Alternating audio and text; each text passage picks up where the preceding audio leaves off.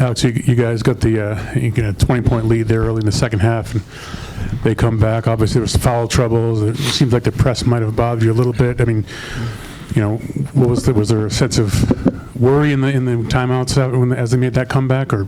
I wouldn't say any worry. I think we prepare the right way every single day, and we're prepared just in general, just how we practice. So I wouldn't say there was worry. We just had to stay composed and just stay together and just battle through the adversity. And this adversity is going to help us out later in the season. But it was a great learning experience.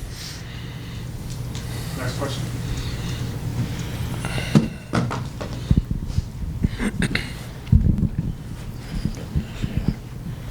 Sorry about that. Pull this up. All right.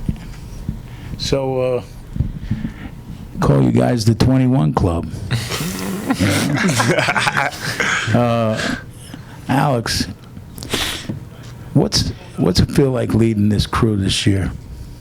It's amazing. I think 1 through 15, I believe we got the best roster in college basketball, and just using the experiences that I've had just since my freshman year, it's been amazing. So I'm just trying to be more of a vocal leader and just continue to lead these guys the right way. And I think this team's potential is through the roof, and we could reach all our goals if we just lock in every single day. And today was a great starting point. We're going to continue to learn from it and just build on it for future games.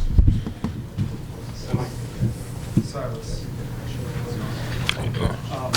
how are you able to stay composed and make a few key plays down the stretch when the game got really tight? And overall, was this a really important experience for you this game, just in your journey to become a better and better guard and get more acclimated to this program? Yeah, most definitely. I think just being ready, and I think the coaches put us in situations in practice just to go through adversity. I think we do a lot in practice just to prepare us for moments like this, and I think in those huddles we were just communicating and more so about how we can be better and not being worried. And like you said, it's making me a better player. I got these two guys next to me to my left and my right that's pushing me every day just to be a better player, and my coach back there that's on me every day. So honestly, we just stayed tight and was composed and just did what we needed to do to get the win.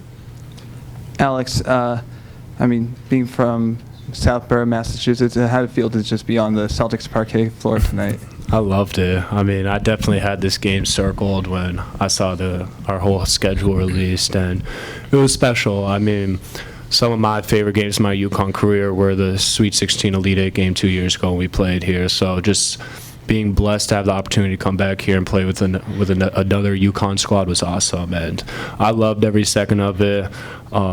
Just seeing it, just warming up, just getting ready for the game. It was just a huge blessing, and I loved every second of it. Now, it seemed like a lot of the pregame hype was about AJ making his return home, and obviously maybe not as much as your own homecoming. Did you notice that at all? Did you care about that? Obviously you play your home games pretty close to home anyway. So. Yeah, no, I didn't really care that much. AJ deserved it. He's one hell of a player. Just what he's done for Boston as well, and just seeing how much he's grown up ever since those expressions days I've been with him. So he's been awesome, and he deserves the homecoming too. But I didn't really pay attention to it. I was just more focused on the game and just happy we were executing and got the win. Just Julian in the back. This one's for Silas, actually. Can you walk me through the steal towards the end? It seemed like Robert was trying to get a handoff, and you jammed up the handoff and made him just make a different decision at the end. Just talk about the communication and whether you saw that play kind of developing the whole time. I'd probably say I knew they was trying to get AJ the ball. I think at the time I was guarding him. I'm like, for a game, they got to go to him. Like, that's their go-to guy. He's hot. So I just blew that up, and then I saw Rob try to turn the corner.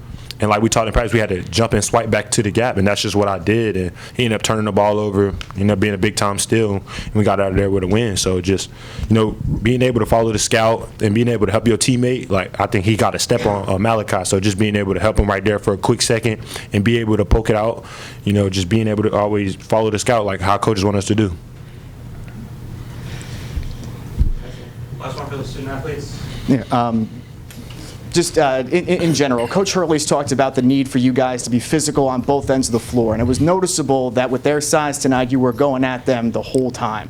So for Silas and Tarris specifically, how important was it for you to set that physical approach early on in the game? I'd probably say we just got to be physical at all times. I think if we can punk other teams from the beginning, like whether that be free throw block out, loose balls, like just those identity plays we have as a team. I think just us playing with physicality, setting screens for each other, I think that sets the tone for the game. Like doing that at the beginning of the game kind of puts a fear in the other team, and I think we got to constantly do that and be able to do it for 40 minutes. Yeah, I gotta piggyback off what Silas said. I mean, that's the biggest thing. You know, coaches on us every day. Our practices are so intense. I mean, just coming into this game, we're like, there's no team in the country that practices the way we practice. I mean, we go to war every single day. So walking into a game like this, we know what to expect. And like I said, we got to be physical from the jump. I mean, that's going to be the biggest thing for us this year. And set the tone early. Be dominant that first. We call it the war. So the first 4 minutes, we got to be dominant. And I feel like we did that the whole game. Thanks, guys. Thank you.